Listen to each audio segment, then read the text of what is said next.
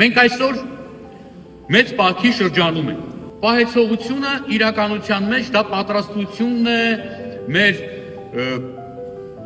ուժ վերցնելու տեղն է, որով մենք պետք է գնանք եւ քայլենք ճիշտ դեպի ճիշտ ճանապարհը, դեպի լույսը։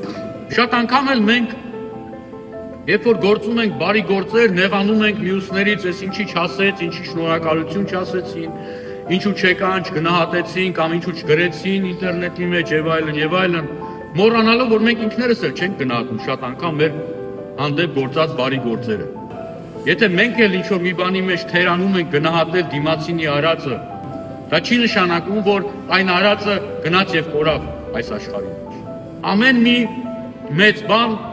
սկսվում է փոքրիկից։ Պատկերացրեք այս եկեղեցին։ Եկեղեցին, երբ որ կառուցվում է, միշտ ինքը կարծես թե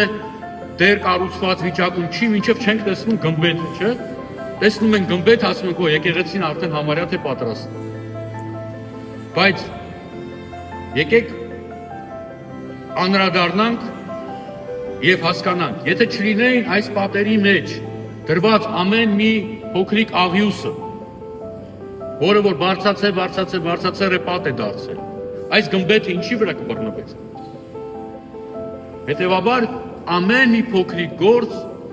դրվելով մեկը մյուսի վրա վերջապես դառնում է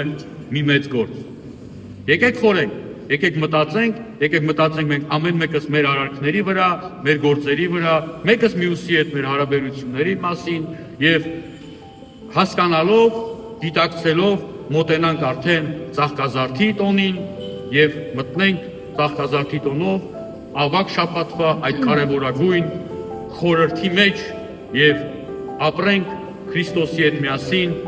Քրիստոսի այս աշխարհի վրա անցկացրած վերջին օրերը։ Օրհնյալ եղերուկ իսկ շնորհացել փոխություն, երթայքի խաղաղություն եւ Տերն մեր Հիսուս Քրիստոս եղեցին ձեզ ընդհանրեսյանս ամեն։